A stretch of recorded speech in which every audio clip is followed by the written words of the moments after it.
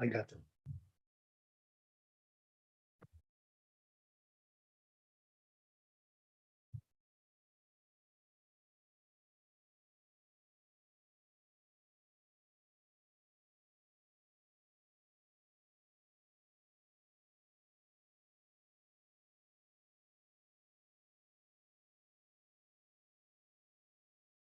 Good evening, everyone, and welcome to our North Middlesex Council meeting for Wednesday, May 17th. We'll call this meeting to order. Disclosure of pecuniary interest. If you have any, please forward them through to the clerk. Also, roll call. Councillor Keogh has been excused for tonight. Minutes of the previous meeting. Any business or errors or omissions? Seeing none, we need a motion to approve our minutes. Moved by Councillor Daigle, seconded by Councillor Nerda. All in favor? Carried. Thank you. At this time, we would go into public meeting, and it's for drainage. And I believe we have from Dobbin, I think we have Josh Warner. Is that right? Joanne, did you want to come up here as well? Chair, I don't know if you have to speak to this or not. Come on up.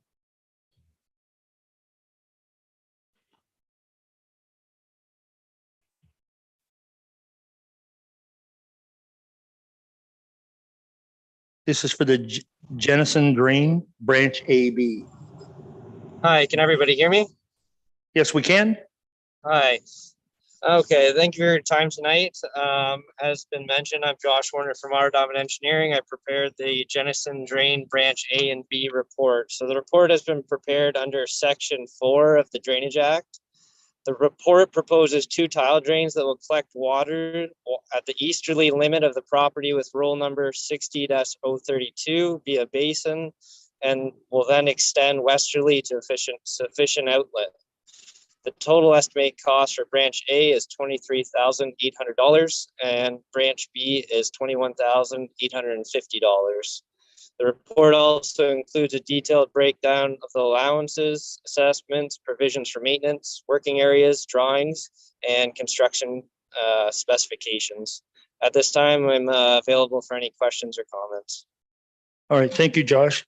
Joanna, is there anything you'd like to add at this time? No? All right. So is there any questions from affected landowners on this petition? I'll ask once again, any questions from affected landowners on this petition? Would anyone at this time like to add or remove their names from this petition? Seeing none, questions from council? Any questions from council on this? No? We have a recommendation in front of us. The council received the final report for the Jennison Drain Branch A and B dated April 20th, prepared by Dobbin Engineering. Moved by Deputy Mayor Hodgins, seconded by Councillor Daigle. All in favor? Carried. Thank you. Our next item is 4.2, and that is consider the Stebbins Drain Branch C and the Pasco Branch. Once again, Josh. So the Stebbins Drain Branch C and Pasco Branch have been prepared under Section 4 and 78 of the Drainage Act. The report proposes the replacement and extension of Branch C of the Stebbins Drain to the north side of Park Hill Drive, and closure of the Pasco Branch in the property with roll number 40-077, and the replacement of one of the culverts under Park Hill Drive. The total estimated cost for this works is $292,168.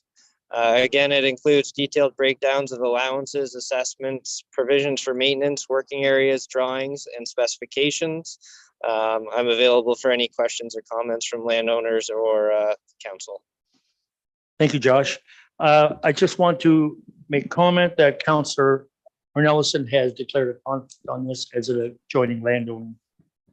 So is there any questions from affected landowners on this drain? Seeing none, is there anyone who'd like to add or remove their name from this petition? Seeing none, questions from members of council? No questions from council? We have a recommendation in front of us once again. The council received the final report of the Stebbins Drain Branch C and Pasco Branch dated April 20th, 2023, prepared by R. Dobbin Engineering, and that the first sitting of the quarter revision on behalf of the Stebbins Drain Branch C and Pasco Branch would be scheduled to be held on June 7th, 2023 at 5:55. Moved by Councillor Daigle, seconded by Councillor Irwin. All in favor? Carried. Thank you. Thank you very much, Josh. Thank you. Just on the previous drain, you might want to make sure that they know when the quarter revision is. We talked about the first part of the motion, but about the second on the first drain as to when the quarter revision was going to be. Oh, okay, I thought I did. It's June 7th at 2023. Oh, and the first one? I'm sorry, that is on the same day, June 7th at 5:45. Thank you, Councilor Daigle. Thanks, Joanne. We have delegations. We have 3 delegations tonight. The first one is Ruth Cook from the Friends of the Parkville Carnegie Library. Ruth, oh, there you are.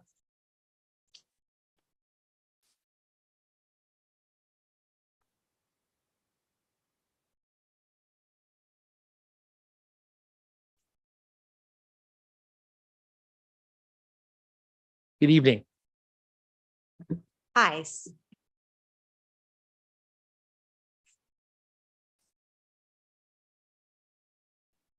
There you go. Okay, there you go. There you go. So Ruth has asked me to speak on behalf of the Friends of the Park Hill Carnegie Library, operating as the Park Hill Carnegie Gallery.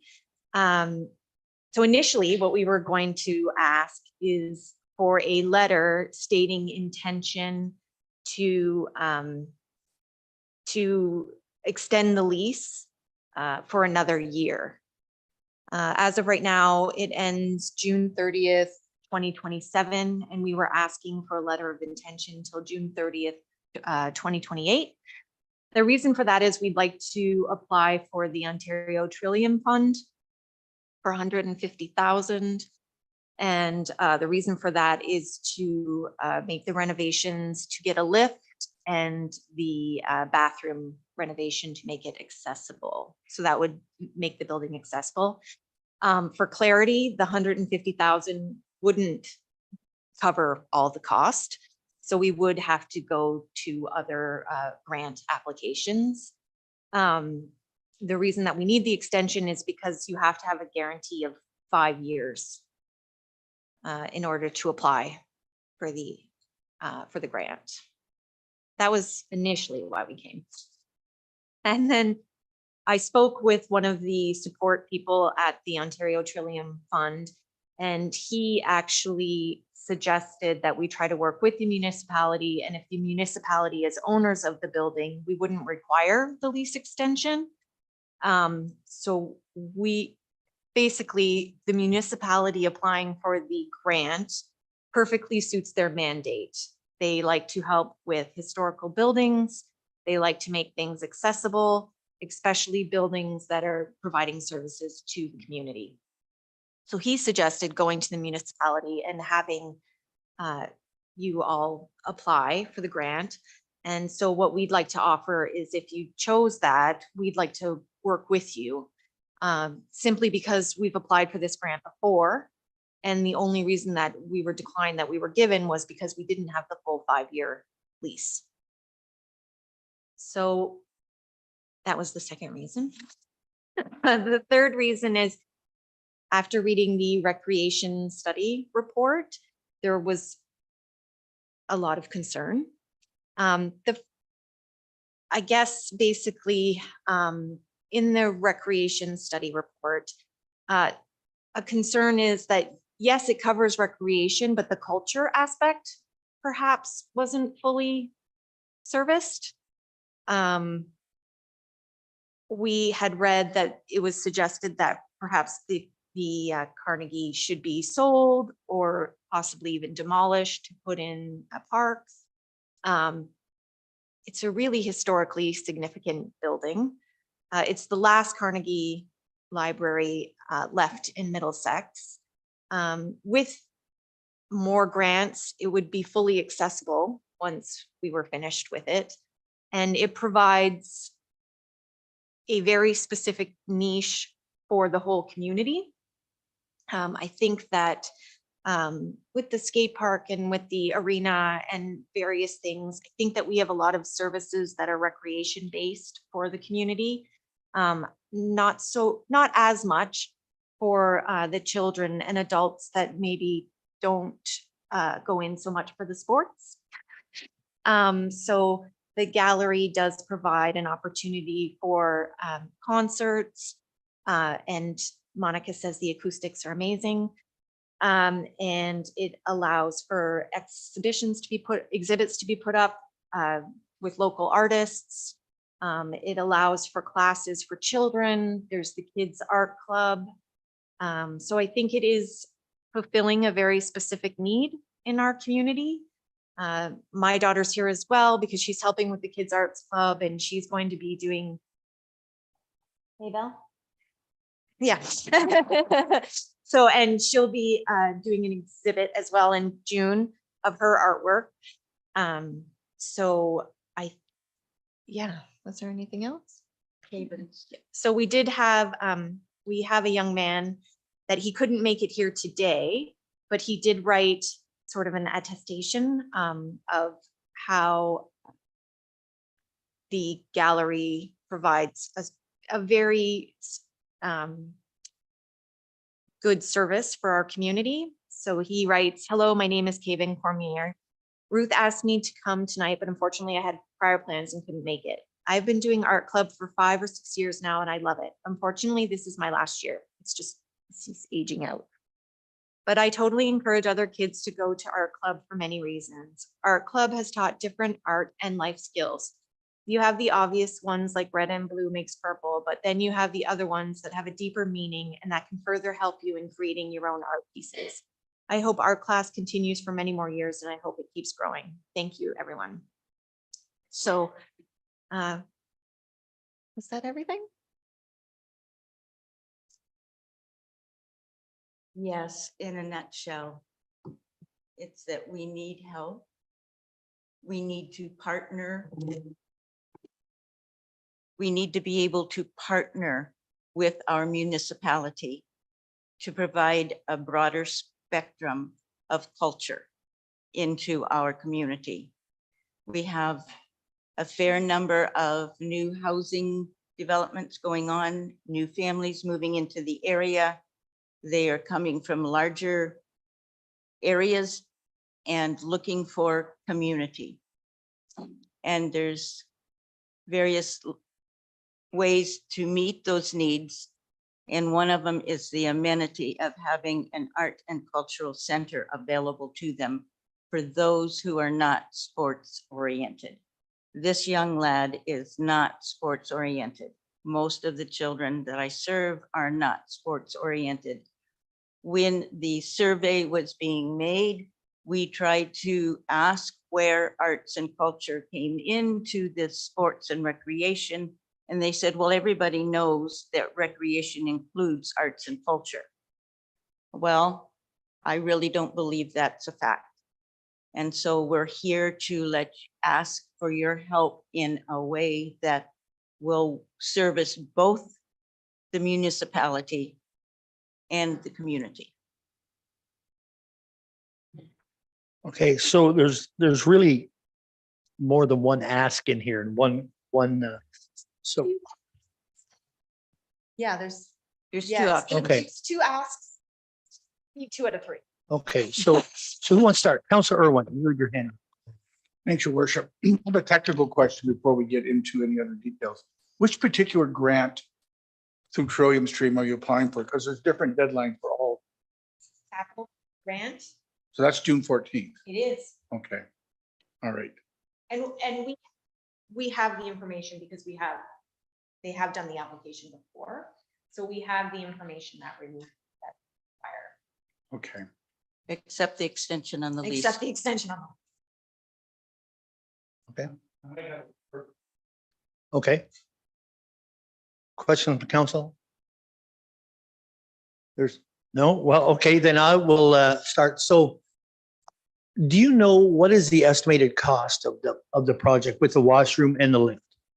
So with both, the application that came back from K&L was 345,000. Van Boxmeer just got back to me and said he would send out an estimator. So I don't have an updated, like, I don't have one from him, but I feel like on the outside, 350. Okay, so the other side of that is 150 the most you can ask for from Crogan? For this, yes. Well, I'm asking, I mean, like it's, Like, perhaps we could do it in stages so that we could ask for one year and one portion the next year. And yeah, so we have already gotten, I believe, 20,000. No, it's over 35. It's around 35,000 that we have. in fundraising, like. That these we stuff? have in the bank. Okay. Okay, so that was my next question to that. You touched on, you saying 345,000. What is, like, if you break it down to the lift one year and or the bathroom first and the lift second year, do you have that broke down, the amounts, or? Our contractors are hesitant to break it down for us because they say it would be easier to do it all at once. And we understand that from their perspective, but they don't realize that we can only have so much money at a time. Right.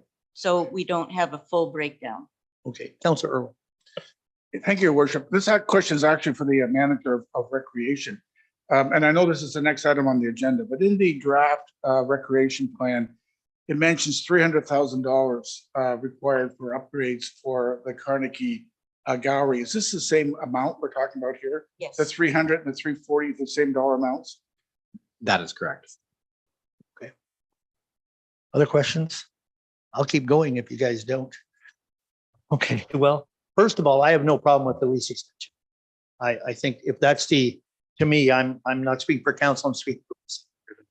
I think if that's, to me, is the easy one. I mean, if you're going 4.5 years, you can go 5. Like that's, so that to me is the easy part of it.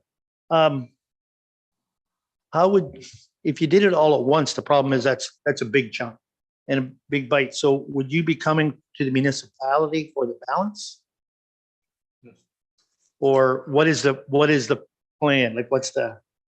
The plan is we get the grant, and as the other grants that we have received, they have been banked until we get the further funds to get the work done. Okay, so there's no deadline to start? When you Well- if you get a grant for 150,000, They're going to have a deadline for us to have Yeah. it completed. yeah, okay. All right, thank you.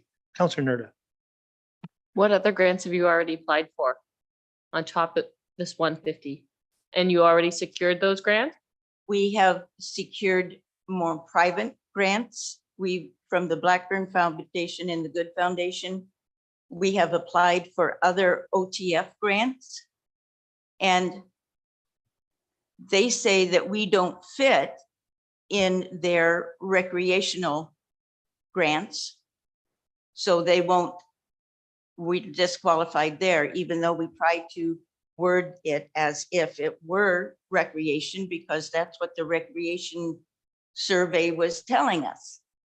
And so we're caught between two levels of government, one saying we have to have this and the other one saying we can't do that. And it's becoming a very difficult situation because we're getting to the point where we don't know which way to turn, because we're trying to depend on our community and what the government says a grant could be. And we end up getting disqualified for what seems to be minor reasons. I don't understand why, if we are to be qualified as arts and culture under recreation at one level, and then disqualified as arts and culture in a recreational form on another level. And so your guidance would be greatly appreciated.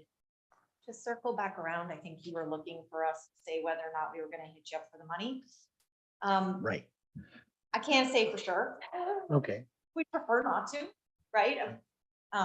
We're doing a service for our community, so we do understand that, you're not in a position to make promises for a long-term investment into the Carnegie, but that's definitely not the intention. All right. Thank Do you you. have any, oh, I have another Go ahead, question. go What other fundraising do you have planned? Do you have fundraisers planned in the future or? So, Go ahead. yeah, so the whole gallery runs off fundraising. So, so they do, right now they're doing the raffle for the quilt. So we constantly have things going on, right, for running costs. Okay, thank you. So I'm, a question for staff, I think would be on this one is, what is the downside to the municipality applying for grant? Like this, that was a question that you asked the municipality to actually do the application.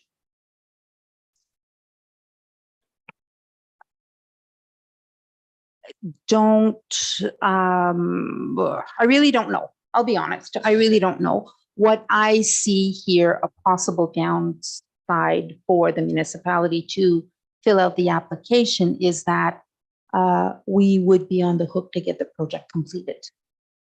Whether or not we have the funds to do so would be another issue. But I think if the municipality fills out the application, the onus will be on us to get the project completed. Okay, thank you. Councillor Irwin.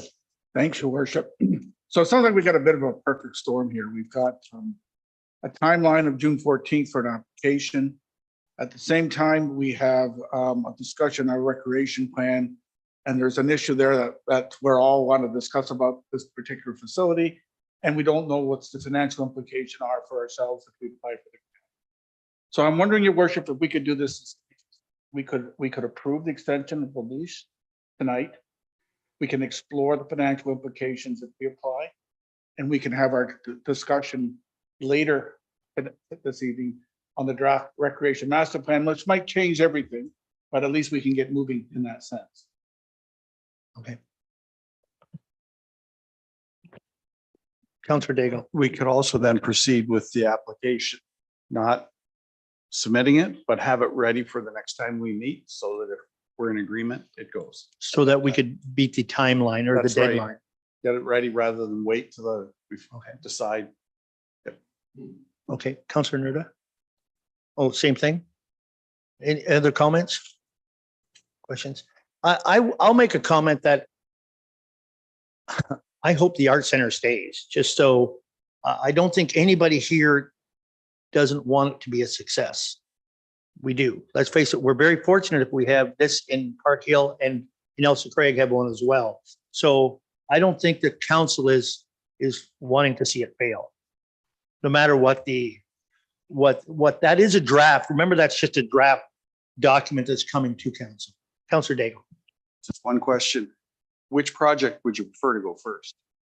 The bathroom or the lift? From my perspective, I would like to see the washroom done. Agreed. Okay. Councillor Daigle. I'm prepared to make a motion that we allow for the extension of the agreement for the 1 year, and that we get the documents drawn up as for the Grant completion of the application. washroom renovation for grant application if we decide to proceed at the next meeting. Okay, we have a motion made. You're seconding it? Seconded by Councillor Nerda. Any other comment to that? In favor of that motion? Carried. Okay, so we're that far along. And I think we can go from that point then and you can listen in if you want to the conversation about the draft, about the rec master plan. Councillor Irwin.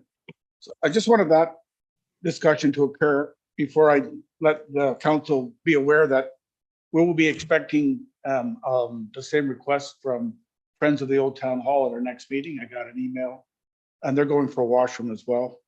Mhm. And they do have engineered drawings already in place for it.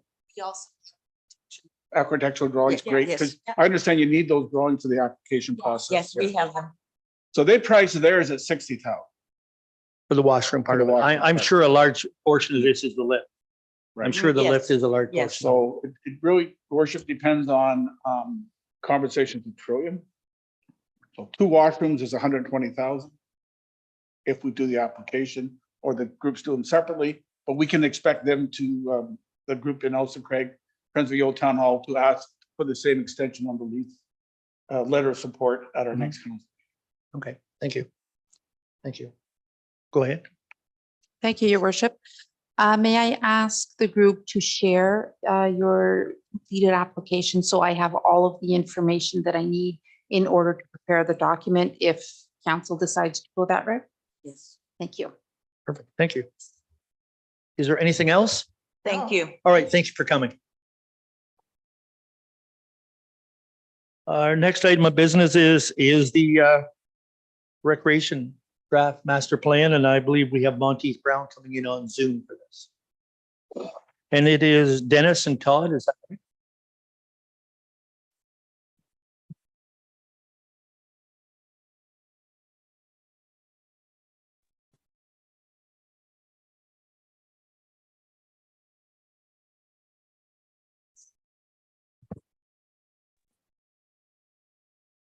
Good evening, everyone. Can you hear me? Yes, we can. Perfect. Oh, good evening, Mayor. And can I begin?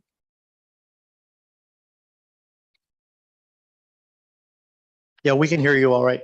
Okay, perfect. Is it okay if I begin? Yes, go ahead. Perfect. Just let me share my screen here. Okay. Oh. Yeah. Siri. As Dennis is trying to share his screen, I'm Todd Brown with Monteith Brown Planning Consultants, and Dennis Kwan is Senior Planner with Monteith Brown. And Dennis will provide a presentation tonight, and we'll be pleased to answer any questions the council may have following the presentation. Yeah. Dennis? Thank you. Thank you, Todd. Good evening. So good evening, Mayor and members of council. As it was mentioned, I'm Dennis Kwan, Senior Planner with Monteith Brown Planning Consultants. So what we have before you tonight is the draft master plan containing 67 recommendations. So I'll provide a summary of the highlights and some of the key recommendations, and we'll take any questions and feedback that you may have. So the master plan is still a draft, so nothing is final. The next stage is where we will test the draft recommendations with the public and to collect feedback. Staff and the Recreation Advisory Committee have also received the document, so we're open to receiving any comments that they may have as well. But once all the feedback has been received, the draft master plan will then be revised and we'll come back to council with the final document for approval. So the master plan is a key initiative of the municipality's corporate strategic plan. Its purpose is to provide a roadmap to address community needs and strategic priorities through an action plan. It will guide decision-making related to parks, recreation, and service delivery over the next 10 years and inform municipal processes such as your capital planning. So the master plan addresses a variety of areas, including your infrastructure, from arenas and community spaces to sports fields and playground and splash pads. Parks and open spaces and trails have also been assessed, as well as service delivery that looks at how the municipality provides its recreation services to the community, including policies, procedures, programming, the role of community organizations and other areas as well. The master plan was divided into 4 phases. So we began with the background review and community engagement through phase 1 and 2. So we're now coming to the end of phase 3, where we took all the background review, the background and consultation findings that fed into the needs assessment, where we developed the master plan and the recommendations. As I mentioned earlier, the next stage is where we will be testing the recommendations with the public before it's finalized.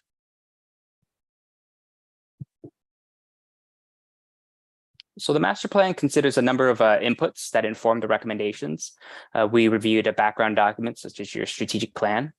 We reviewed a community profile, growth projections, parks and recreation trends. We've consulted with the public and stakeholders.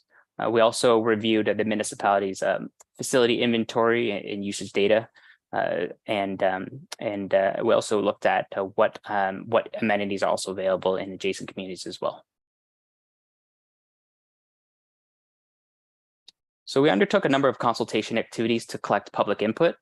So throughout the master plan, we had a project webpage that raised awareness about the project and promoted ways for the public to get involved. We used social media, posters, the municipality's newsletter, as well as word of mouth. 2 public open houses were also held in Elsa Craig and Park Hill. And an online and hard copy survey was also undertaken to collect input on participation preferences and priorities, as well as satisfaction levels. We also undertook a stakeholder focus groups, as well as a staff workshop and interviews with each member of council, as well as written input. So again, following tonight's presentation, we'll be working with staff to schedule public feedback opportunities to review the draft master plan and to provide feedback.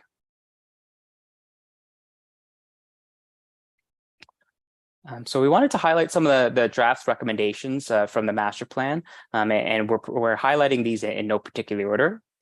So explore strategies to bolster arena usage by increasing morning usage, engaging schools, promoting the ice availability on the municipality's website, and encourage greater use of the arena floor. Begin long-term planning for the redevelopment or replacement of the arena. And in implementing this recommendation, there are a number of things for the municipality to consider, including establishing a dedicated arena reserve fund, as well as arena surcharge, evaluating potential site acquisition opportunities, exploring funding and partnerships, and preparing a business and financial plan, as well as consider other facility enhancements, or are there other community space needs that could be included. And to inform this process and as well as future decisions, undertake a detailed arena feasibility study is also encouraged.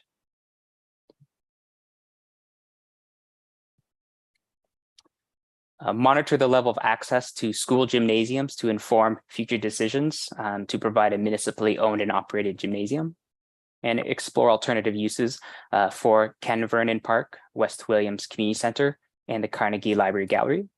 So in the absence of alternative uses, divest these properties with the proceeds used to enhance the municipality's parks and recreation assets and services, or to acquire new parkland. But as part of this exercise, it's also recommended that the municipality work with its users of these facilities to accommodate their programs, activities, and events within the municipality's existing community spaces, or look at alternative locations. And establish outdoor fitness equipment at the Park Hill Sports Park and Elsa Craig Lions Park.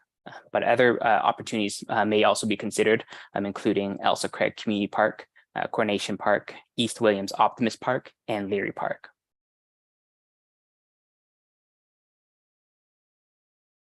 Explore opportunities to establish a new park in Elsa Craig, to relocate the ball diamond from Elsa Craig Community Park.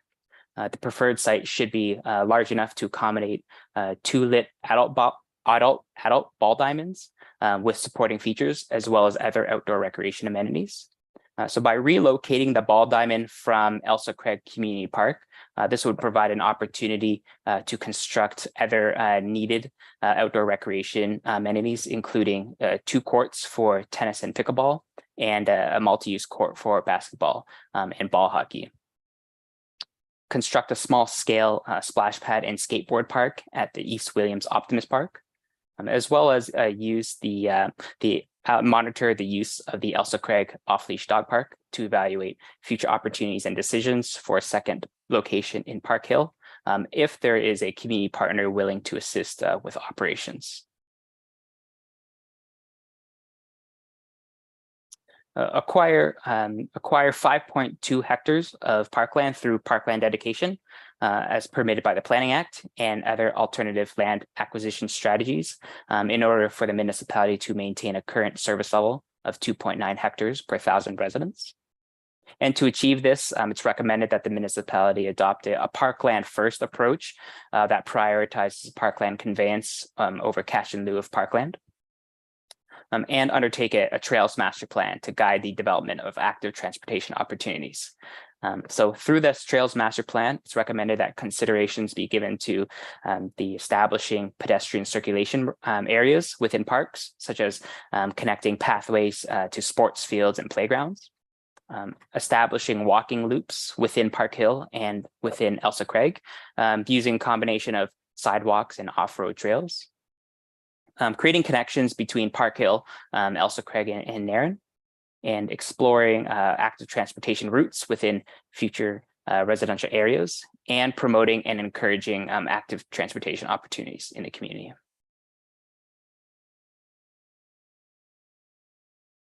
Opportunities to enhance comfort and accessibility features within parks is also recommended, including the development of pathways, seating, shade, and picnic tables. Undertake renewal of the Coronation Park gazebo, or replace it with a new structure to support the use of the splash pad. Work with community partners to explore strategies to be more resilient to climate change, as well as to enhance the natural environment. Potential projects may include creating pollinator gardens, establishing no-mow areas, and increasing tree canopy coverage. So potential locations may include Leary Park, Elsa Craig, Lions Community Park, and other locations that the municipality determines. And prepare an age-friendly action plan to identify strategies to be more welcoming of older adults and seniors. This may include undertaking accessibility enhancements, comfort amenities, and working with community partners to address gaps in programs and services. And as a part of the age-friendly action plan, it's recommended that other strategies also be explored with respect to transportation, housing, healthcare, and other areas that allow older adults and seniors to age in place in the community.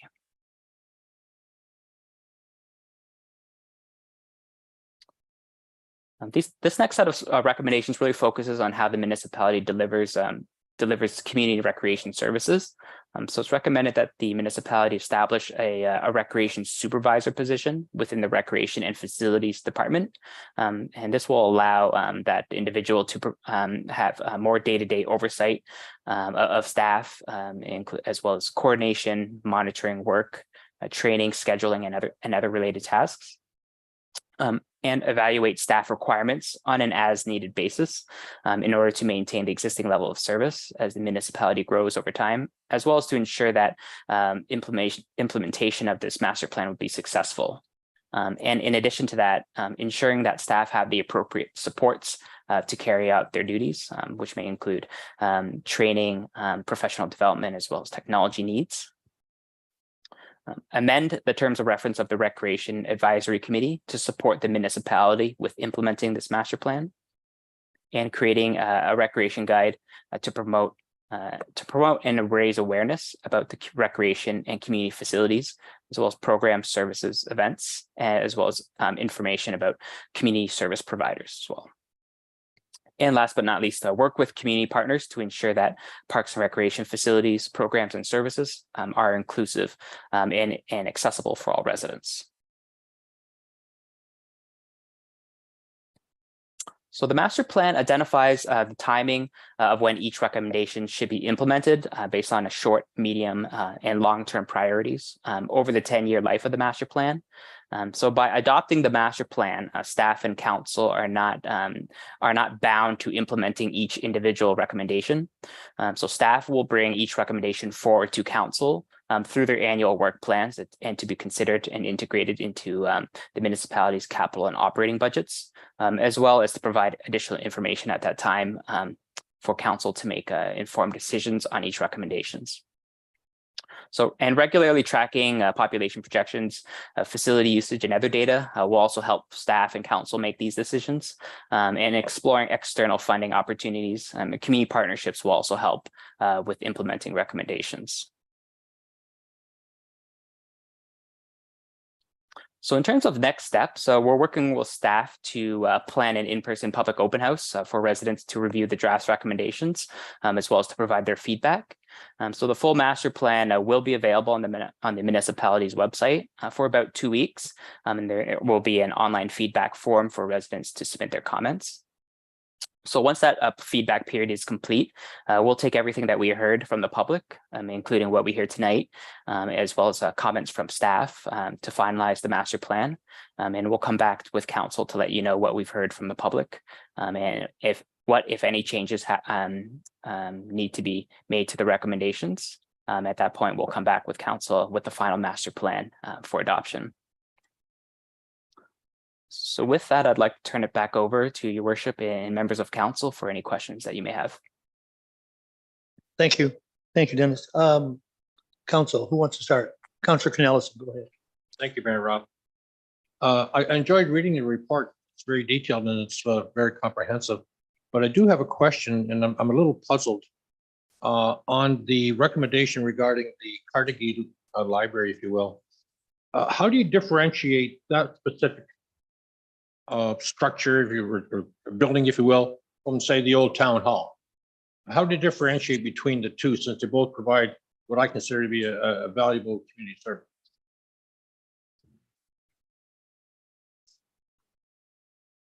Oh, thank you. Thank you for that question. And through you, worship, the Carnegie Library Gallery certainly has a lot of history. And we recognize that both Carnegie Library and the Old Town Hall are at least two different community groups that offer a range of programs and activities.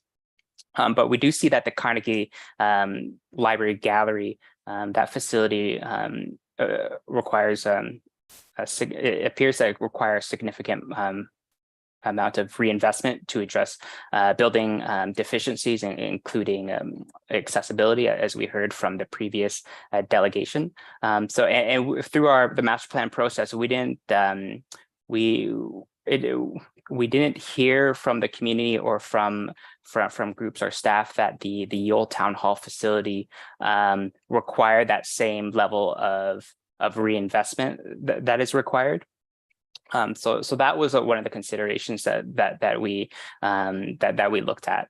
And from a space perspective, we understand that there is opportunities within the municipality's other community facilities to accommodate the arts and cultural programs and events that take place at Carnegie Library Gallery.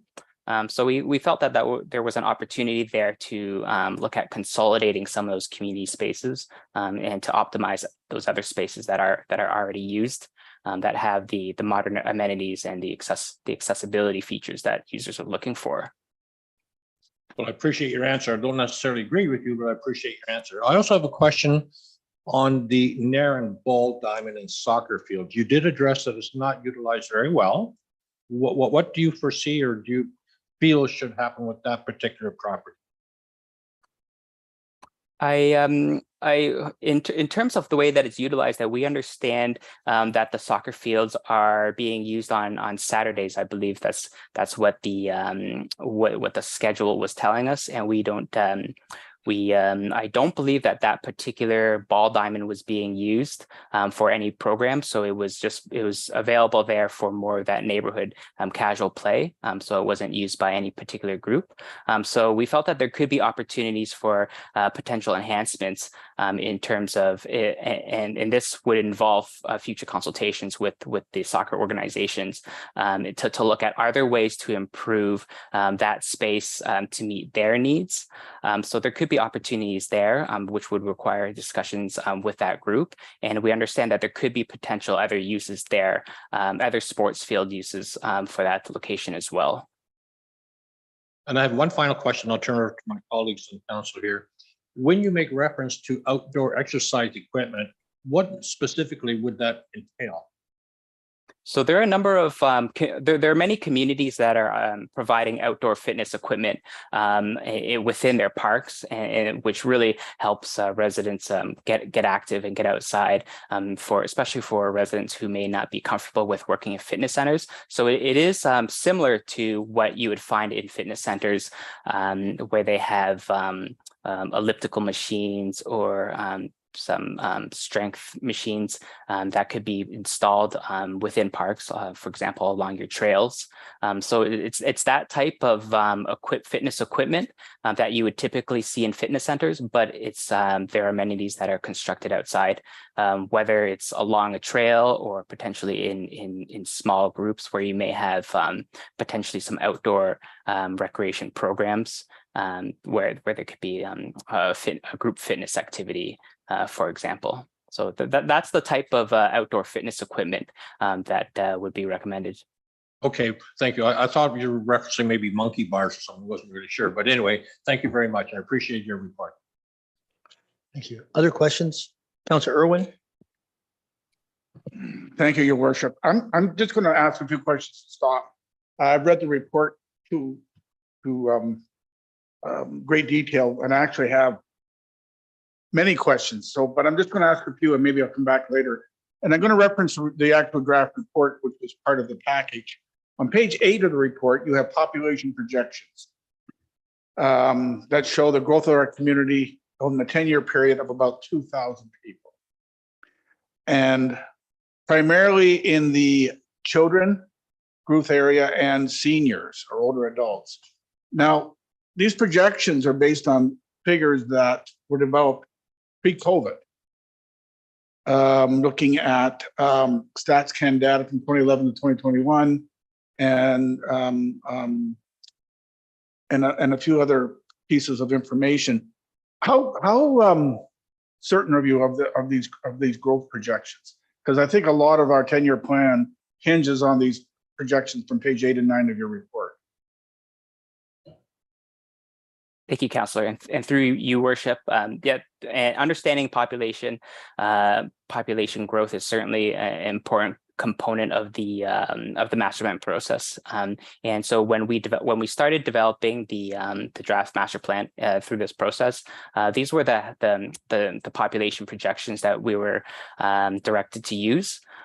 So we at the best of our ability, and through the knowledge and our experience, we did identify that,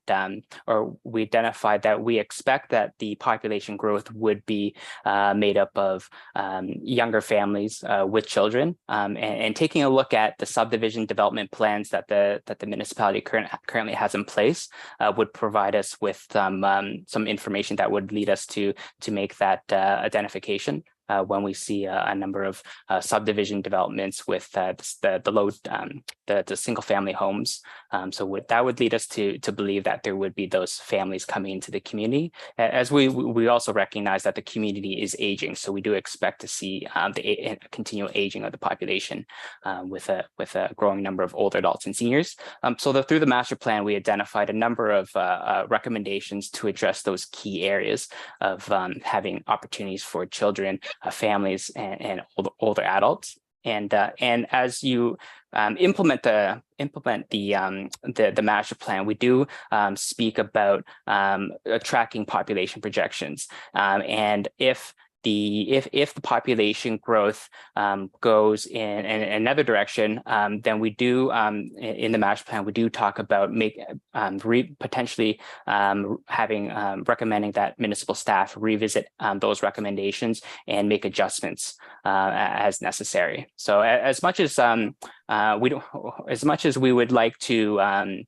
We don't have a crystal ball, unfortunately, so we can make our recommendations based on the information that we have today. But as the municipality implements these recommendations, continuing to track population growth will be important to understand if the municipality is still on the right track with the recommendations, or are there adjustments that need to be made. Follow up. Yeah, further on that point, because this is critical to our investments over the short, medium, and long term. Throughout your report, you state that you foresee a need for facilities for children and youth, and I guess youth would be teenagers, and then for more mature adults, 50 plus, and seniors, 65 plus. And those are the population areas we should focus in terms of additional effort, correct? Yes, through your worship, that is correct. And through that, we have identified recommendations that cover all those areas in terms of children, youth, as well as older adults. But also in implementing the recommendations, that would also address needs for adults as well. So we have recommendations on tennis courts and pickleball courts, as well as multi-use courts, as well as planning for the eventual redevelopment of the arena as well. And those would be types of facilities that not only children and youth use and older adults, but also the adults in between. And the reason I've asked these questions is you're asking us to make some really important decisions on upgrading facilities, adding new facilities, and potentially declaring facilities surplus. So I think we really need to get the demographics and the growth patterns right before we make these decisions.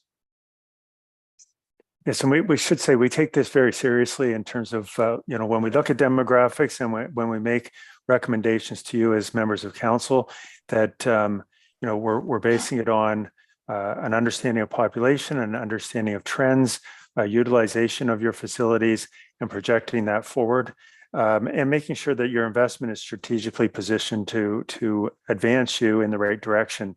And so when we talk about putting dollars away for a future replacement of the arena, it's really so that you're not hit at a later date with a large price tag and a need to come up with those dollars. It's planning early on to start to save towards those, and then identifying those facilities that we think are important to meet the various demographics that exist both within your community right now, as well as projected into the future. We also identified, though, areas for cost reduction, perhaps, and some of that is looking at potential repurposing or divestiture of facilities or land, but also looking at parkland and seeing if there are opportunities, as Dennis mentioned, about areas like no-mow areas where you would not necessarily need to mow the grass and reduce the amount of infrastructure, both equipment and staff, to address those areas. My final population part, I'm sorry about these questions. As we see a potential significant growth of people coming to the community, do you see a cultural shift in what traditionally has been deemed to be recreation use in our facility as new people come in? Great question.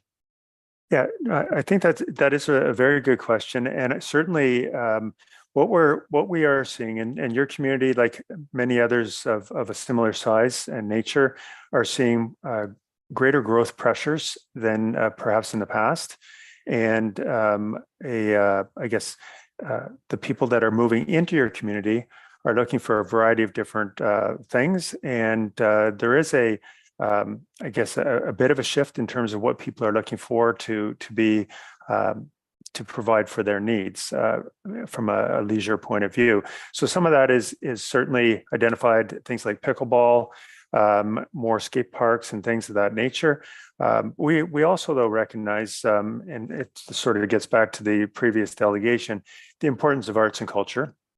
And that, certainly there is an interest there. And so, as Dennis mentioned, our understanding and discussions with staff and others was that there is opportunity within existing facilities to accommodate some of those, really those opportunities for arts and culture, and in working with your other partners, including the YMCA, to meet needs. But we are, again, open to council and the public's comments, and we'll certainly take them seriously as we sort of come back to you with a revised document, if you think that we need to delve a little bit deeper into some areas.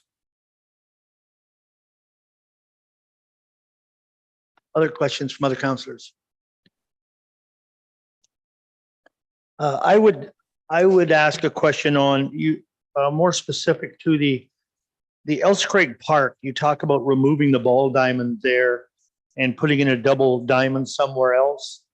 I'm just wondering, due to the changes that could be in what type of sports, what type of activities, that park in Elks Craig, for example, is a a family park, and we have a lot of baseball being played there where the siblings or the children play in the playground and the splash pads and stuff right there. So the whole family can go. And the washrooms are there. So I'm just wondering, why would you take that out and move it somewhere else? Like, what's the advantage to that? Thank you, Your Worship. What we found through our analysis that we do recognize that the Elsa Craig Community Park is a hub for those types of recreation activities, but we also heard that there are compatibility issues between the ball diamond and some of the other uses that take place in that park, such as that splash pad and playground that you mentioned, as well as the skateboard park. So we did hear from the community that there is compatibility in terms of when people are when the ball is being hit, and if it goes out at the playing area, then that becomes a concern for many people. We also did hear that that ball diamond is undersized for adult play. We did hear that it's common for the balls to be hit out of play. So that becomes a safety concern. And it was also mentioned that it would disrupt the flow of play if there's a need to go and retrieve the ball. And we did also identify that there is a need for other recreation opportunities, such as that tennis court and pickleball court, as well as basketball and ball hockey court as well. So we felt that Elsa Craig Community Park would be a great opportunity for those types of courts, and in order to implement those courts, that ball diamond could potentially be moved to another location. It was recommended that the municipality seek a new location for that ball diamond, which would be a more appropriate size. So this would be more of a long-term recommendation.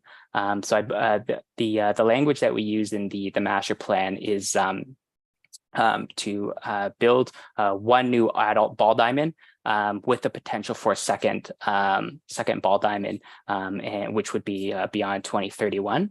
So it's not necessarily increasing the supply; it's relocating that one ball diamond, but putting it on a site that is large enough to accommodate a second one if it's needed. Because the other thing that we found through the looking at the schedule was that ball diamond is under quite a bit of pressure, as it's used pretty much every day for every day in the evening. So there could be an opportunity long term for a second diamond, which would create an opportunity to create a tournament site, for example. Okay, yeah, thanks for that explanation.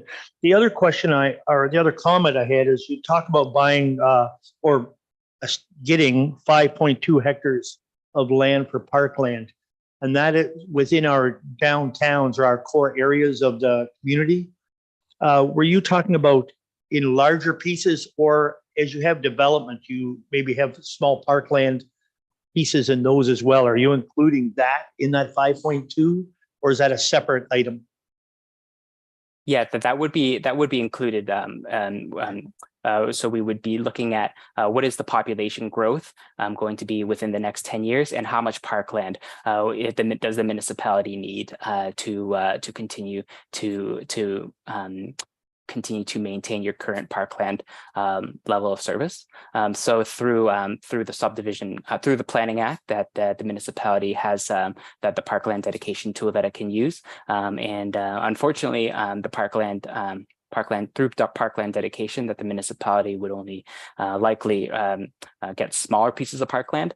So, for example, in order to acquire a park large enough for a ball diamond, for example, the municipality would be required to look at other acquisition opportunities, such as purchasing parkland. All right, thank you. Other questions? Councillor Nerda and then Councillor Dago.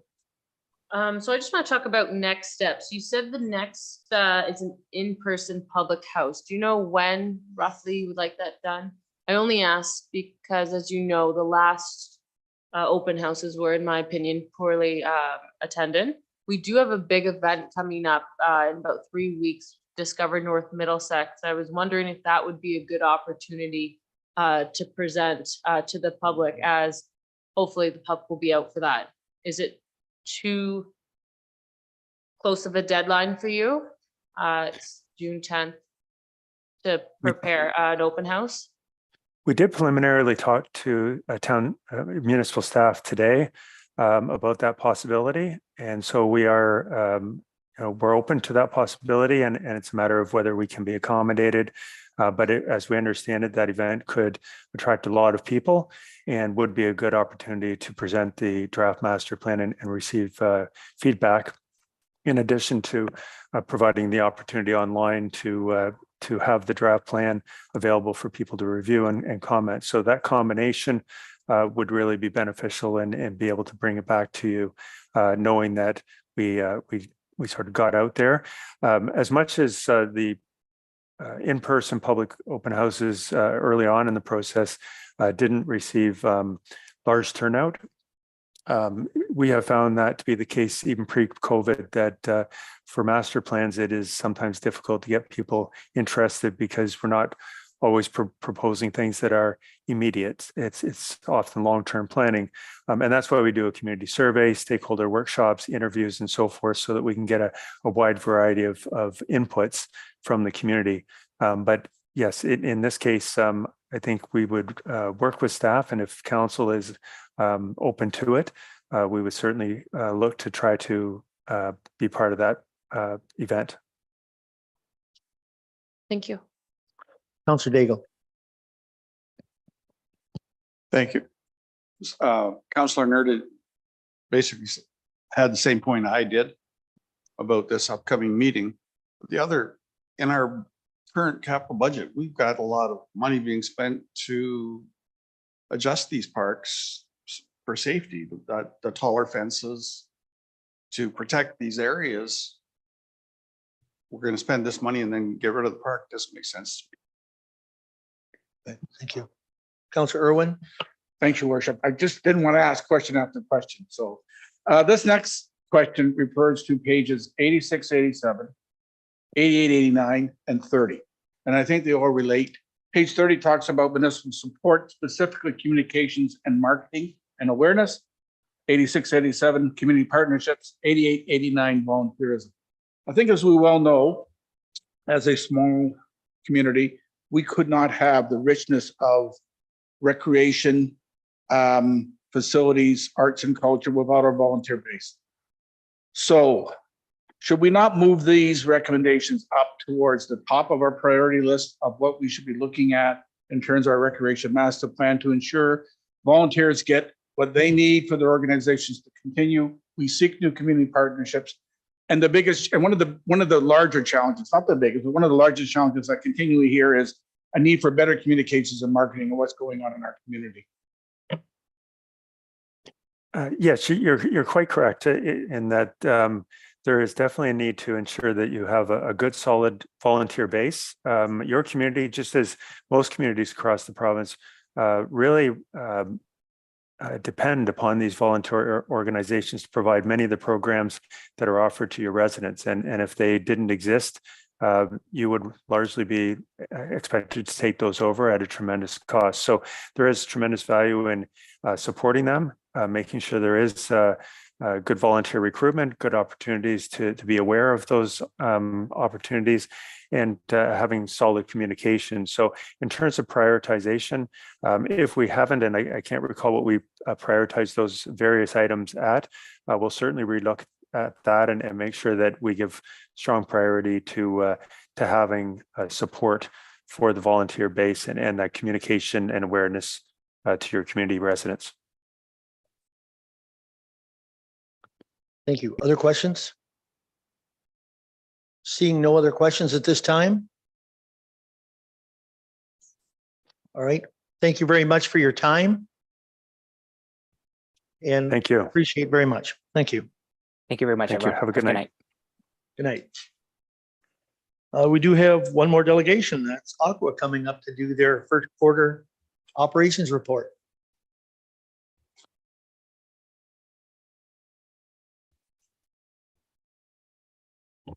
Thank you, Your Worship, members of council, municipal staff, for the opportunity to present to you tonight. We're going to be presenting 2023 first quarter operational reports for both the water and the wastewater systems, and our financials as well. So I'd like to start off with our North Middlesex wastewater system. On page 3 of the report, we have our compliance summary. The 2 wastewater treatment plants and collection system in North Middlesex performed well. There were no non-compliances issues identified for the first quarter, and the discharge for the Park Hill Lagoon system will be beginning in April.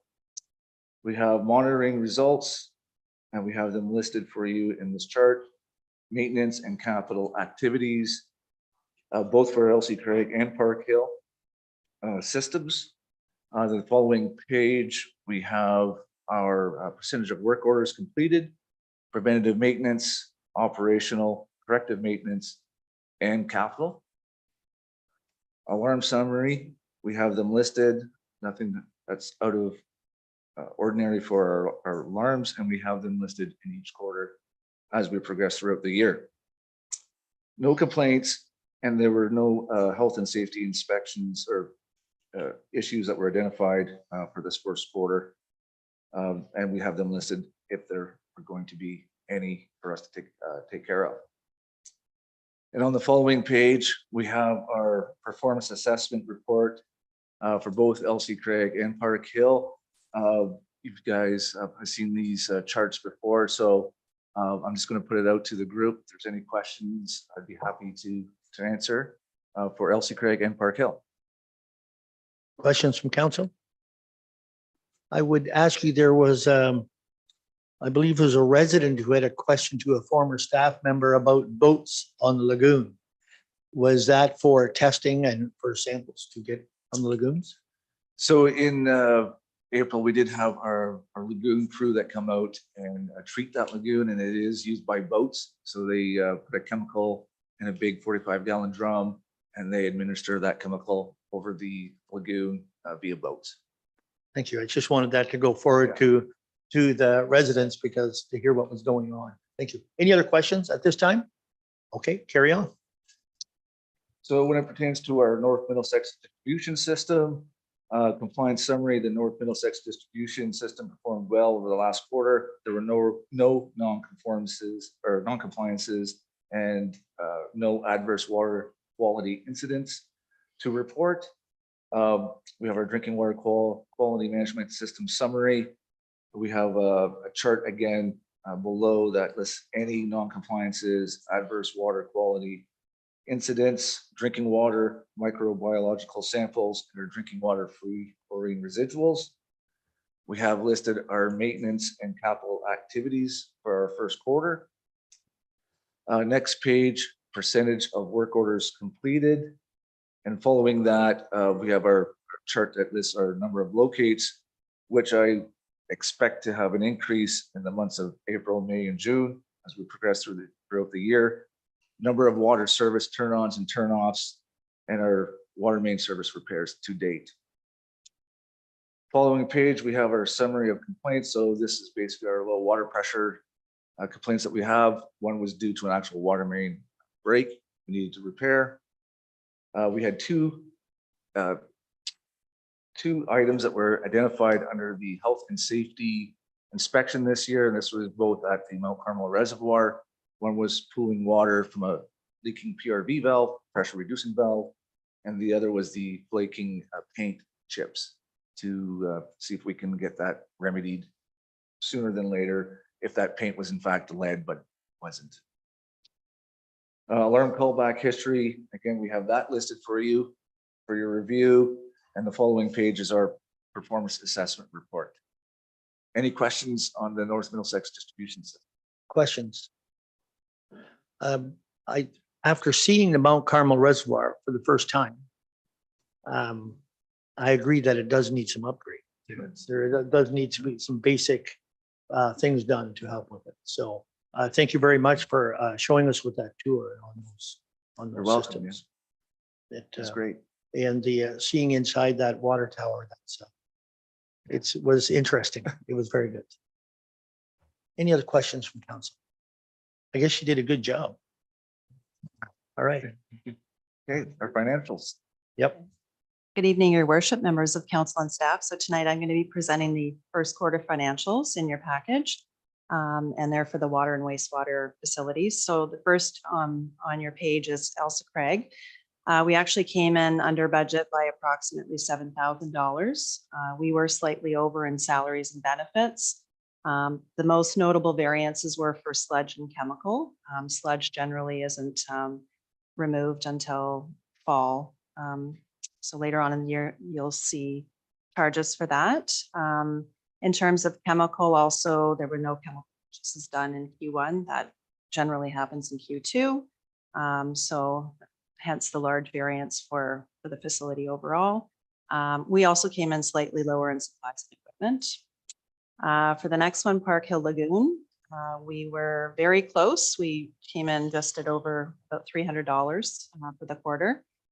Some of the variances were due to salary and benefits. And then we also came in under for supplies and equipment as well as services slightly.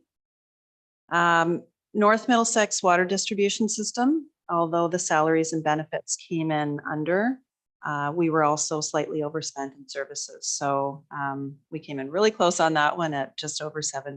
So that's kind of interesting.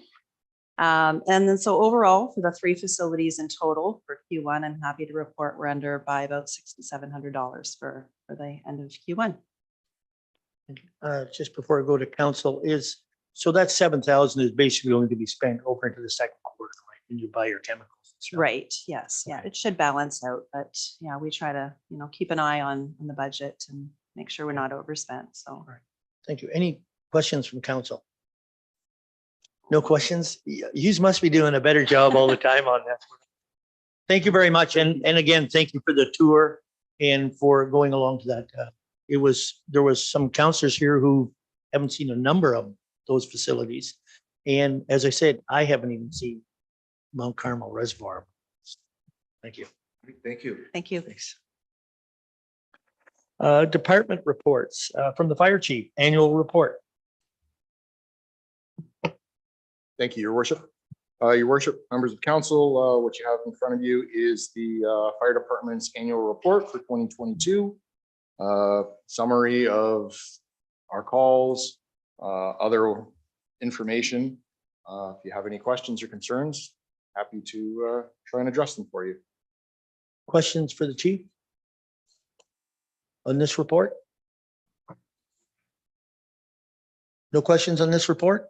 We have a recommendation to accept the report. Councillor Daigle, seconded by Councillor Nerda. All in favor? Carried. Thank you. Okay. Yours again, right? Yes, Your Worship, members of council, you have in front of you where you will have a bylaw to continue our authorize our continued participation in the Middlesex County Mutual Aid Plan. The plan has been updated. The mutual aid coordinator asked that the participating municipalities update their bylaw, and that's what I've brought here. If you have any questions. Any questions on this? No? No questions? Okay, we have a motion, a recommendation in front of us, moved by Councillor Cornelison, seconded by Deputy Mayor Hodgins. All in favor? Carried. Thank you. You got off easy this time, Greg. Our next item is drainage superintendent, the request for improvement to the McClellan drain. Hello again, Joanne. Hi. Mayor and members of council, in front of you is the report for the request for the drain improvement received and to appoint the engineer for the McClellan municipal drain. It's basically to enclose an existing ditch for farming operation efficiencies and to reduce their maintenance costs for their brushing and cleanouts in the future. The recommendation states that council will receive the notice of request for drain improvement for the McClellan municipal drain under section 78 of the Drainage Act, and that council will appoint Ardovin Engineering Incorporated as engineer to the McClellan drain project. Questions? No questions. We have a recommendation in front of us. Councillor Daigle, Deputy Mayor Hodgins, all in favor? Carried. And the next one is for the municipal drain for Van Arts. Is that right? Sorry, I missed one. Drainage superintendent request for improvement project on the 16th concession drain. Yep. So Mayor and members of council, in front of you is a report, a request for improvement received, and appoint the engineer for the 16th concession municipal drain and the Dewar Thompson drain. The owner has requested to have a new culvert installed on both, like one culvert on each drain. So this requires an improvement request. So the recommendation in front of you states that the council received the notice of request for the drain improvement for the 16th concession municipal drain under section 78 of the Drainage Act, and that council received the notice of request for drain major improvement for the Dewar Thompson under section 78 of the Drainage Act, and that council appoint R. Dobbin Engineering Incorporated as engineer to the 16th concession municipal drain and the Dewar Thompson drain projects. Questions on this? No questions? No. Okay. We have a recommendation in front of us. On this drain, Councillor Daigle, Councillor Nerda, all in favor? Carried. Thank you. And now it's the municipal drain for Van Arts. Okay, so Mayor and members of council, in front of you is the report for the petition for the municipal drain received and to appoint the engineer. This will be a new municipal drain and they're requesting some new tile drainage and grass waterway. And it's on the corner of Coldstream Road and Furwood Road. So in front of you is the recommendation states that council received the petition for drainage works under section 4 of the Drainage Act, and that council appoints R. Dobbin Engineering Incorporated as engineer to the municipal drain project. Questions? Moved by Deputy Mayor Hodgins, seconded by Councillor Irwin. All in favor? Carried. And you have another one more? One more. The mayor and member of council, in front of you is a report for a petition for the municipal drain received and to appoint the engineer. It's a new municipal drain as well, and they're requesting tile drains for the, to run north off of Elm Tree Drive. And it'll outlet into the Galbraith drain, which is an open ditch. So the recommendation in front of you states that council received the petition for the drainage works by owners under section 4 of the Drainage Act, and that council appoints R. Dobbin Engineering Incorporated as engineer to the municipal drain project. Questions? So is this, oh, did you have, no? Is this strictly for the tile going to the open drain? The open drain is not being touched? The open ditch? As far as I know, the open drain won't be touched, but Okay. that could change with when the engineer does their surveying and gets into the report. Okay, thank you. No other questions? We have a recommendation. Deputy Mayor Hodgins, second by Councillor Pinelson, all in favor? Carried. Thank you very much, Joanne. Thank you. Our next item is so it is that council approve that. Okay, sorry. Okay, report from the manager of recreation facilities and food trucks. Sorry, Brandon. Mayor Rott, members of council, the report in front of you is a report on food trucks in our municipality. First, I'd like to thank the clerk, the CAO, and the planner for their help on this one. It was very helpful to get this done. So at the April 5th council meeting in 2023, council had asked staff to investigate food trucks in North Middlesex, how they were allowed at Galladay, how they were allowed at Parkhill Fall Fair, but they weren't allowed in other properties. Through the investigation, we found that both properties in Elsa Craig and Parkhill are zoned I2, which is a community use zone, which permits fairgrounds as a use. Fairgrounds include a variety of services, which are used for agricultural related offices, animal shows and judgment, carnivals, circuses, concerts, food booths and stands, which is where the food trucks come in, games, rides, rodeos, sales, and so as such, both food trucks and booths are permitted in the use under the I2 designation, which both those are. And then investigating further into permanent food truck structures, staff in consultation with the planner have determined that somebody would be able to have one should they fill out a planning application on a property and go through the planning process. Not that it would come through council and go through the same route that application. Thank you, Brandon. Questions from council? Councillor Pinelson. So Brandon, am I clear in understanding and that a food truck could be established at Parkville Sports Field without a zoning application. We would have to look further into that because it doesn't really fit the fairground type use. The fairground use is for a short period of time, such as a fair. We would have to look further into the community use zone and speak with Stephanie. And if, so, and other than that, a permanent location, then there'd need to be a zoning application, which could that coincide with an existing business? I'm not 100% sure on that. I would have to speak with Stephanie on that and confirm it. Thank you. Okay, any other questions on this? No other questions? We have a recommendation and that council approve the attached special event food service notification from and its implementation of all prospective food trucks at special events on municipal property.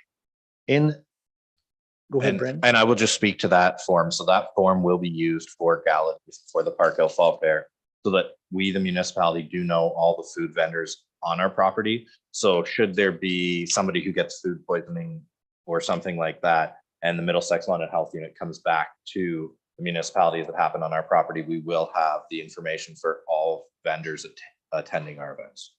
Councilor Canales. Thank you. So Brandon, it's my understanding that Parkville Farmers Market is also looking to invite food trucks, vendors to this location. Would they then need to apply for zoning or fill out a permit, or how could they proceed? Again, this property is zoned I2, so it is the community use zoning municipality. Most of our properties are zoned, so they would fall to the same as the fair. So they could be in the parking lot every weekend? Again, it would be through municipal permission as a special event, but yes. But not say out here in King Street if King Street were closed for the day. That is correct. Any other questions on it? No other questions on it? Okay, the second part of that motion is, and that council receive the report titled food trucks and file it as information. Moved by Councillor Daigle, seconded by Councillor Irwin. All in favor? Carried. Thank you. Thanks for the work put in to get that to come to that point. Passing of accounts. Thank you, Your Worship. The report in front of you outlines the municipality's expenses for the period of April 28th through to May 11th, totaling $1,946,945.52. Before I open the floor to questions, I did receive questions from two council members in regards to the purchases of the two vehicles. Basically, the two questions were the same. Is this a typo? Where on the document, it showed it was the purchase of a 2020 vehicle. The answer is no, it's not a typo. It is the purchase of a 2020. And Vance is joining us online or virtually, and he will explain to you the logic behind that choice. So if we will just bear with us one moment while Vance is allowed in.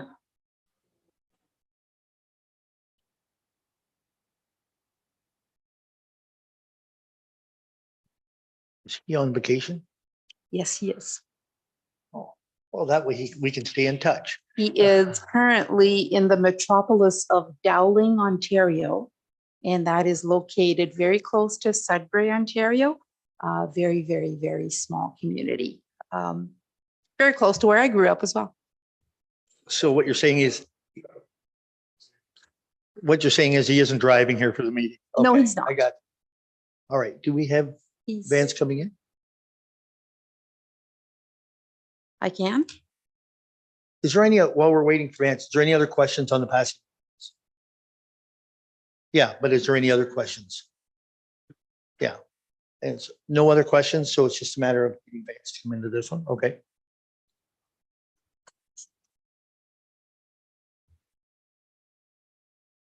They do have Wi-Fi there, right? Yes, they Internet? do. Okay, it just has. Oh, he's good. Councillor Irwin. I can ask the questions going here. there will be changes to recycling in the next 2 years. So the blue water recycling fee we see here for 25,000, that will change substantially in the future as it becomes a producer pay system. Through your worship, yes, that is my understanding, that it will, the onus will now be on the producers of the products to pay for the recycling. So it should be reduced substantially, yes.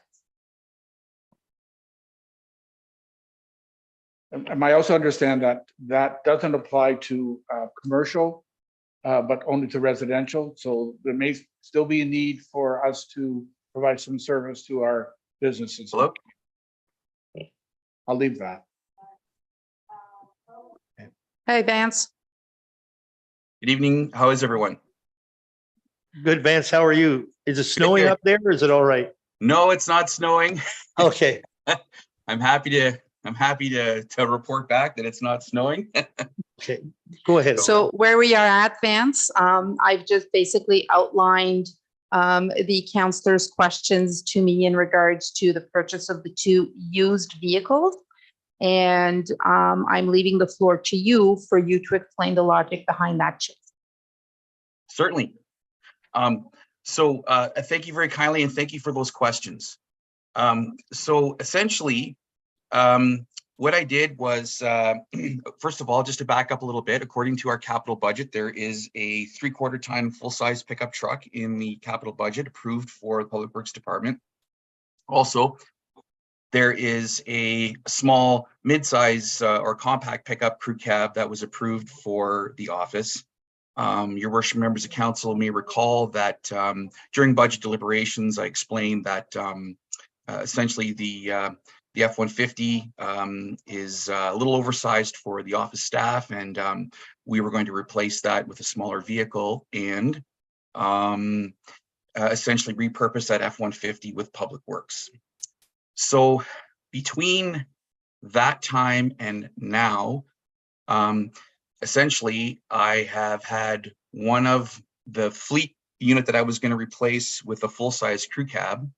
It's a 2013 Ford pickup truck. It's an F-250. It went in for certification with, I believe, in the last couple of weeks, about 2 weeks ago. And essentially, it was cost prohibitive to repair that truck. Also, what I had been doing was consulting with various dealerships in the area and inquiring about delivery times for new pickup trucks if I were to follow the typical request for quotation and go brand new. And I asked them what the delivery timelines would be for a full-size crew cab. And they, all of them essentially said to me, well, you're looking at least 8 to 12 months before that truck arrives at our dealership and before we can deliver that to you. So essentially, I'm faced with a situation where I have some older fleet, and I have a 2013 and I have a 2016 that's up for certification as well. And they're both very old trucks. They have around 300,000 kilometers. The 2013 is cost prohibitive to repair. It was in the vicinity of $6,000 to get it certified. And so I thought, well, our trucks are kind of they're pretty tough and they're falling apart faster than I can get new ones. So what I did was I followed our procurement policy. I got quotations for used vehicles and proceeded to head down that road and managed to get 2 great vehicles in our fleet so far. And essentially, that's the challenge that I was faced with. And as a solution, I went with used vehicles. So I can answer more questions. I'd be happy to answer them. But essentially, that's the backgrounder as to where we're at with the vehicles that I purchased. Thank you, Vance. Is there any other follow-up questions to that? I just want to commend him for what he did. That is a great idea. We're going to have trucks and possibly a savings plus the length of time for order. So, well, Okay. No other question on the follow-up? Okay, thank you very much, Vance. Have a good vacation. Oh, very well. Thank you very much. Happy to answer the questions, and Thanks and have a great evening. Thanks, too. Vance. You too. Okay. All right. Bye now. Okay. Committee reports. Oh, we need a motion, sorry. Pass the accounts for information. Counselor Daigle, Deputy Mayor Hodgins, all in favor? We could have waited till next time, I guess. Committee reports. 8.1 to 8.9, is there any follow-up or any questions on the committee reports? I just have a question, how council received the meeting with the solid waste last week. I read some of the minutes with the apportionment agreements. And I just wondered if how everyone accepted that, if there's any questions, because we have a meeting tomorrow. Any other follow-up questions that you want to send with Councilor Nelson? Okay. We didn't talk about shoreline erosion control.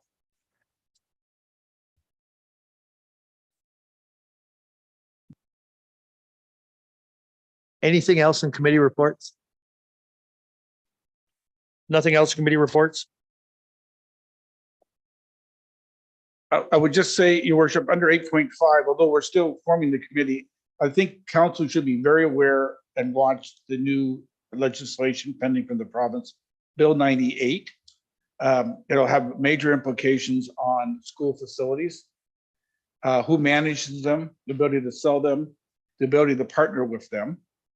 I know we're doing some work, potentially looking at partnering with Thames Valley. I think those rules are going to change substantially with Bill 98. And it'll extend the moratorium on school. So just for this council, I know that's an important issue for us. We should watch as Bill 98 moves through the legislature until it's promulgated, because it will have implications for us. Thank you, Councilor Irwin. Any follow-up? Any Councilor Nerda? We had an economic development meeting on May 4th in Elsa Craig at the rec center. We talked about all our upcoming programs and events, including the Shop Local program that's going on to the end of the month, and the Discover North Middlesex event that is happening on June 10th. We asked for volunteers. And that's all I have to report on that meeting. Perfect, thank you. Any other? Councilor Irwin? Just the urban design guidelines were discussed, and the committee was very excited about getting involved. If we were to have some sort of facilitation or focus group session. There was also members of the committee that were on our strategic planning task force and recommended we go back and review some of the material because it was quite a bit of discussion. I understand from those individuals, I wasn't part of that, that talked about these types of urban design issues. So I don't know if we have access to that, Your Worship, or not, that material. I can certainly research what we do have. I'm sure we do have documentation in regards to the discussion when preparing the strat plan. Okay, anything else on committees? Seeing nothing, correspondence. So 9.1 to 9.3 are receive and file. Is there any questions, any comments on those? Pardon me, to 9.4. 9.1 to 9.4. Any questions, comments on those ones? 9.5 to 9.15 are receive and consider. Councilor Cornelison. Thank you, Mayor Rob. I would like to support 9.12 and 9.13 and bridge charges and future of accuracy permanent registered elections. Is there a seconder for that? Seconded by Councilor Irwin on both of those? On both those? Yes, Your Worship. Thank you. In favor? Carried. Okay. Any other comments on those? Seeing none, 9.16 to 9.21 are ones that we have previously dealt with. Is council all right with doing correspondence like that? Rather than me, all good with that? Okay, good. Other business, and I want to start the other business by just mentioning that this is Richard's last council meeting. Richard Beachy, who was our acting clerk for the last year plus. And saying thank you doesn't seem like good enough, but thank you very much, Richard, for all of your effort and your time here. It was good for the work that you did. Also, it was great to get to know you. And we had some great discussions over that year plus. Yes, your worship, we sure did. Thank you. Thank you. Thank you very much. Other business. Brandon? So Mayor Ropp, members of council, we did have a trailer stolen from us back in mid-February. We went through the police report, through the insurance claim. We finally received funds to replace that trailer. And staff did proceed and purchased a trailer with the funds that came from the insurance. Due to the funds being over $5,000, it does become a capital asset, though the previous was not. So I believe we may need a motion of style. I don't believe we need a motion. We have replaced the trailer, but it will, because it is considered to be a capital project. We are just presenting this to you for information purposes, that it will need to be capitalized. So before I ask council for questions, I have one, Brandon, and it is, we have had over the last few years, a number of things stolen from that. This was in the back parking lot, I think, wasn't it? That is correct. And we've had from groomers, from diamond groomers to a trailer with all our barricades on them. And I'm just wondering, what is a short-term solution to this and looking at a longer-term solution for it as well? So a short-term solution would be during the winter months, we try and find storage for our trailers. It was stolen during the winter months where staff do not use the trailers nearly as much. Therefore, the eyes are not on them every single day. In the summer, I believe that wouldn't have happened. What happened was somebody came in at 4 a.m. with a 20-volt grinder, I would assume, and cut off the trailer lock, and then came back around 8:30 in the morning and loaded it up like they were municipal staff in the middle of February, made off with the trailer. So, and then long-term solution, possibly if theft increases, looking at a compound, I would say. Okay, thank you. Other questions from council? Councilor Cornelison. I have a comment if I may. Yep. And I have a question for our treasurer, CEO treasurer, sorry. And that is in regard to the water bill. I had a call this week from a customer who had some concerns that when they failed to pay for the last quarter water bill in December or January, whenever it came in, and then their subsequent water bill didn't show the amount owing or the late charges included for the past due amount. So how does municipality regulate that, and how do they apply the late charges, and how can that be found for customers who wish to make their payments current? Through you, your worship, when the municipality sends a water bill and the account is in good standing, they will see the detail of the bill in regards to what they are charged for water, for sewer, flat rate, as well as consumption charges. When the account is not in good standing, the following billing that they receive will show a balance forward of the previous amount, plus all interest and penalties that have been incurred since the time of that billing, or since the time the account has been not in good standing. Now, the water bills are sent out usually by the 15th of the month with the due date 30 days later. The following week after the due date is when penalties and interest are charged. And then additionally, every month following that on a month later, 30 days later. So in the subsequent bill, the penalties and interest, although they do not appear as a separate line item on the invoice, it is included in the balance forward from the previous bill.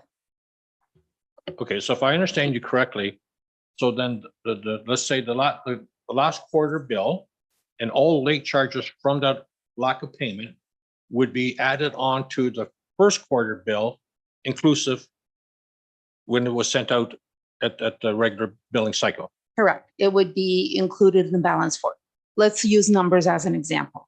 So let's say the first billing was $1,000. It was not paid. The following 2 months, penalties and interest were added to it, let's say at $30 per. So that means that the following bill that gets printed, the balance forward would be the $1,000 plus the $60 would be $1,060. And then they would see the details of the new billing. Okay, thank you. If I may add one more thing, we are currently implementing a new accounting software that will allow us to show the penalties and interest as a separate line item on the following bill. I think that'd be helpful for Yep. some cut. Yep. Thank you. The new software will allow us to do that. Perfect, thank you. Any other business? Counselor Irwin? Just one Counselor item. Daigle? Sorry. Go ahead. Seem to be speaking a lot tonight. One item was at the Elsa Craig Village Association meeting on Monday night. And the understanding is that the dog park will open by the 1st of June or somewhere in that time frame. That is correct. So the Village Association is looking to have some sort of a ribbon cutting celebration of some sort around that dog park. Yes, Councillor Pagel. And they're looking for some involvement from the community, finding the right date. It doesn't have to be the date it opens. Obviously, there could be a soft opening and the ribbon cutting can be later. They had lots of ideas, which I won't repeat here. Some of them were good, some were kind of silly, but anyways, just to let council know that there will be an opportunity working with council to cut the ribbon on the new dog park. Nice. Perfect. Deputy Mayor Hodgins and then Counselor Daigle.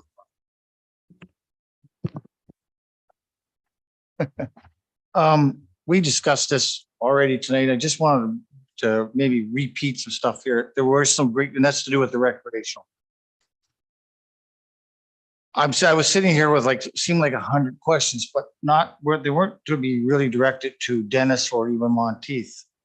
Will we have a chance? And there was 14 pages there that I thought, okay, which brought up a lot of questions. Will we have a chance to go over this again? And a lot of my questions would have been maybe directed to staff, Brandon, and everybody else looking for answers, and not to take up another half an hour of, but I wouldn't mind going down those pages again and just say, okay, is there a possibility of 5.3 acres? What is your thoughts of another recreation supervisor type of thing? All those ones is count. Is there another chance to discuss this sometime soon in the future? Tonight was the start of it. That was a good start. Tonight was the start of it. Yeah. And I agree that if you have questions, bring them through the staff and then they can take them through to Monteith. Also if they come on the 10th of June to that event at the arena, a great opportunity to go again with those questions. Yeah. So for sure. Brandon, did you want to add to that? Yeah, I would say that if anyone does have any questions on it, want to ask staff their opinion on, they can definitely email, and I have no problem responding that way as well. Perfect. Okay. All right. Counselor Daigle.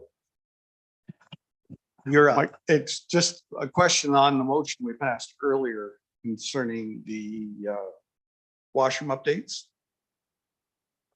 We didn't pass them in our motion, say anything about the Elsa Craig facility. And I wonder if council is willing to have that added. As long as their documentation is ready, they say they have engineering drawings. I think we stand a better chance if we're doing washrooms at both places to get more of the grant. And so if council is good with that, I'd like that to add it to the motion. Otherwise, we just leave it away. Counselor Canales. I don't think we should make a motion on anything until we've had a request. We haven't even had a request from them yet. Until that happens, I don't feel comfortable. Counselor Irwin. The request is pending, but we haven't got it yet. It came out of the conversations around the draft recreation plan. So they will be moving ahead with an application and the request will be pending. The timelines will be tight, but there is a council meeting in between, your worship, between when they can ask and when they have to submit for trillion. Yeah. Okay. So, oh, lots of time. 7 days. Gee. Between the next council meeting and the deadline of June 14th, there are 7 days. So if we want to have time to retrieve all the required information, we do need. We would need, else Craig, to even if they sent something forward to have an idea what they're looking at would help. All right. Okay. All right. Any other business? No other business? Deferred items, one, we aren't speaking to any of those 5 tonight. Communications, including county council, you have the highlights from May 9th. Any questions, county? No. Reading of the bylaws. Thank you, Mr. Mayor. On your agenda tonight, we have 4 bylaws for readings. I will say bylaw 50 to 54 of 2023, all read for first and second time. First and second. Deputy Mayor Hodgins, seconded by Councilor Nerda. All in favor? Carried. Thank you. And then bylaws 52 to 54 of 2023 be read in a third and final time. Councilor Daigle. Councilor Nerda, all in favor? Carried, opposed? Okay. Thank you. Sorry,